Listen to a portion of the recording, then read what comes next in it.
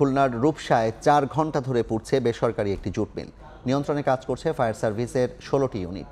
এই মুহূর্তে ঘটনাস্থলে আছেন সহকর্মী বেল্লাল হোসেন সজল। সরাসরি যাচ্ছি তার কাছে। ৫টার দিকেই এই অগ্নিকাণ্ডের ঘটনা ঘটে। ৩.৫ ঘন্টা সময় পার হলেও ফায়ার সার্ভিসের ১৩ থেকে ১৪টা ইউনিট কাজ করছেন। এর সাথে এছাড়া নৌবাহিনীর ২টি ইউনিট কাজ করছেন।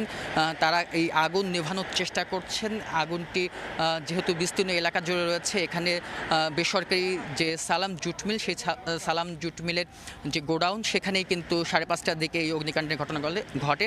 মিল কর্তৃপক্ষ যেটি বলছেন, এখানে একেবারেই তারা জুট কিনে তারা প্রসেসিংয়ের মাধ্যমে বিভিন্ন দেশে পাট পণ্য রপ্তানি করতেন। এখানে প্রায় ৭৫০ টন শুধুমাত্র প্রস্তুতকৃত পণ্য ছিল, যা তারা বলছেন যে আজ এবং কালের মধ্যেই কিন্তু চায়নাতে শিপমেন্টের কথা ছিল।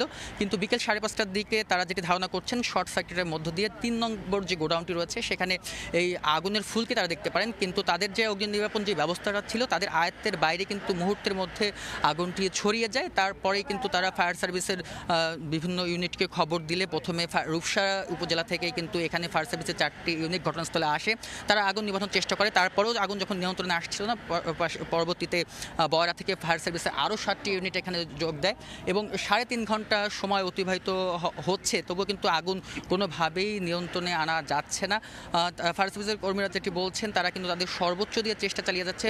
আমরা দেখেছি এখানে নৌবাহিনীর 2টি ফায়ার সার্ভিসের টিম, তারা কিন্তু ইউনিট যোগ দিয়েছে। তারাও এই আগুন নিভানোর চেষ্টা করছেন। আপনাদের আমরা শুধুমাত্র কিন্তু একটি গোডাউনের ছাউনি ভেঙে যাওয়ার কারণে শুধুমাত্র একটি গোডাউনের আমরা আগুন আপনাদের দেখাতে পারছি, কিন্তু পার্শ্ববর্তী যে আরও ৩-৪টি গোডাউন রয়েছে সেগুলো কিন্তু এখান থেকে উপর থেকে দেখা যাচ্ছে না। সেগুলো কিন্তু ভিতরে প্রচুর ধাউ ধাউ আগুন জ্বলছে এবং এই আগুনের যে লেলিয়ান শিখা, সেটি কিন্তু প্রায় কয়েক কিলোমিটার পথ দূর থেকেও কিন্তু আগুনের এই লেলিয়ান শিখা সেটি কিন্তু দেখাচ্ছে এবং আগুন নিভানোর জন্য ফায়ার সার্ভিসের বিভিন্ন ইউনিট তারা কিন্তু কাজ করে যাচ্ছেন।